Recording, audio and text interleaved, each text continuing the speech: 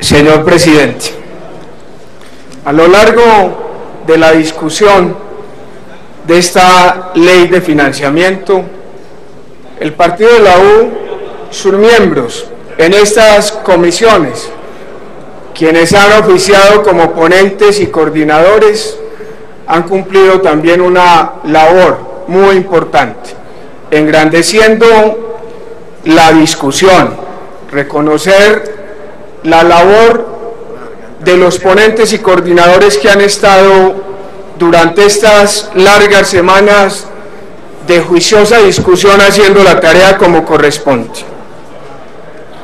Yo quiero iniciar esta intervención refiriéndome a un estudio de la CEPAL sobre el recaudo anual que tiene nuestro país.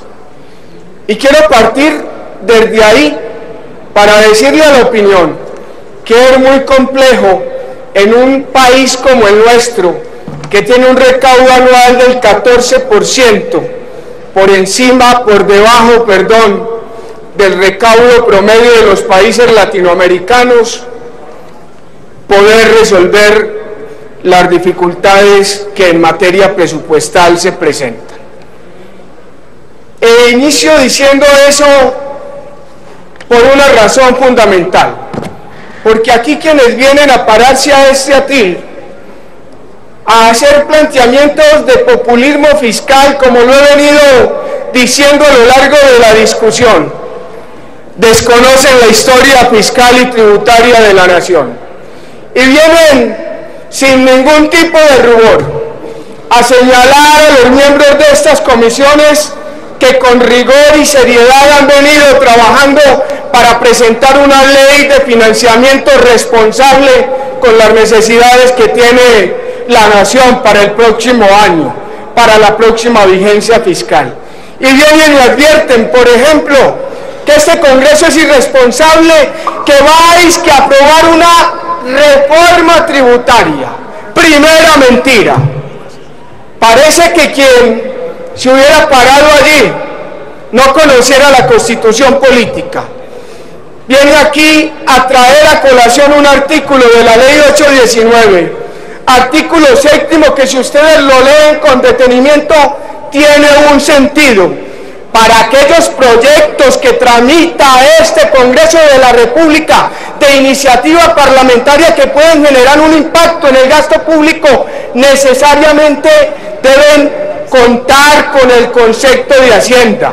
Pero es que aquí no estamos hablando de una reforma tributaria, estamos hablando de una ley de financiamiento que se origina no en la voluntad de este gobierno de querer modificar las rentas o de cambiar el sistema tributario actual.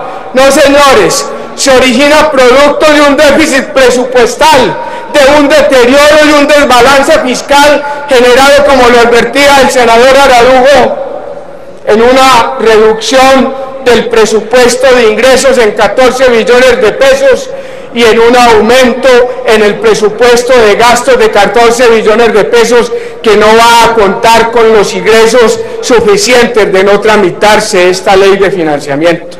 Artículo 347, apreciado senador Robledo, para que lo analice y lo estudie con el juicio que a usted lo caracteriza. Segundo, este Congreso tiene que hacerse una mea culpa. No ha habido una sola reforma tributaria seria, estructural, que el Congreso de Colombia haya tenido la capacidad y la voluntad política de sacar adelante. Aquí ustedes lo saben, cuántos intereses median en la discusión de estas normas. ¿Por qué no ha podido el país? ¿Por qué no ha podido este Congreso adelantar una reforma estructural, tributaria, progresiva, basada en el principio de equidad horizontal? Porque aquí no hay voluntad política, porque cada uno de los miembros de este Congreso representa determinados intereses. Y por eso les recordaba ahorita la historia, y aquí en un libro del doctor Junguito observaba yo como la única reforma tributaria estructural que se ha adelantado en este país tuvo que sacarse adelante a través de un estado de excepción, por decreto, por la incapacidad de este Congreso de discutir los temas desde el punto de vista técnico, alejando este tipo de reformas del escenario político. Estas reformas las satanizaron de entrada, no le dieron ni siquiera la posibilidad al Congreso de manera juiciosa, responsable, de debatir lo que inicialmente había planteado el Congreso de la República, como lo hizo en algún momento la Comisión Mulgrave, contratada por el doctor Gerard Restrepo en el año 65, y que quiso introducir posteriormente, pero el Congreso no se lo permitió, y solamente 6 años después Kelsen lo pudo hacer vía decreto. Desde luego que en Colombia nuestra cultura, nuestra idiosincrasia, desde siempre ha generado en la mayoría del pueblo el deseo de no pagar impuestos. Vayámonos allá, a 1781, ya se los había contado aquí, cómo surgió la revolución de los comuneros, porque ampliaron algunos impuestos, el de la alcabala, a las frutas, los comestibles, el impuesto del armado de Barlovento, el impuesto al estanco de tabaco, entre otros. Nosotros tenemos una cultura del no pago, además de la irresponsabilidad de este Congreso de nunca querer plantear reformas tributarias serias, responsables. Pero no me voy a ir a la historia, no voy a continuar en eso.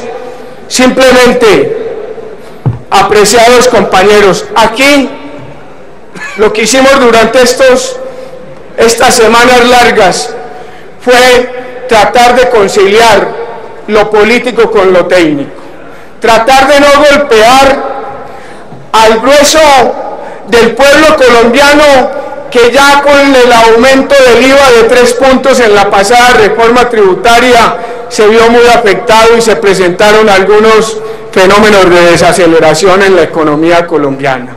Este Congreso, no por la izquierda, comparto lo que planteó mi compañero Abraham, no por los verdes ni la oposición, aquí todos. Yo no vi la primera voz en este Congreso que no estuviera en contra de la ampliación del IVA a la canasta familiar. No vi ni escuché una sola voz que estuviera a favor del gravamen a las pensiones. No vi una sola voz que estuviera de acuerdo con gravar las clases medias. Todos al unísono, desde luego pensando en lo que la gente estaba pensando en la calle por la satanización política de la que fue objeto esta reforma. Tomamos la decisión más fácil, la del discurso político, la de decirle a la gente lo que quería escuchar. Pero ya eso sucedió y ya pasó, y teníamos que tomar una decisión: obligar al gobierno a hacer un recorte de 14 billones de pesos y dejar los programas sociales de gobierno sin financiamiento, o darnos la pela y explorar alternativas para generar y buscar esos 7.2 billones de pesos a los que aquí quienes me han antecedido en el uso de la palabra se han referido. Y después de un consenso definimos lo que consideramos podía, con la opinión pública nacional, podía presentarse de manera seria, de manera responsable, pero además aquello que pudiera generar por lo menos 7 billones de pesos para no hacer un recorte drástico en el presupuesto de la vigencia entrante. Y ya mis compañeros, para no volverme repetitivo, se refirieron a cada uno de esas nuevas rentas o modificación de rentas que quedaron incorporadas en la ponencia a la que llegamos vía consenso.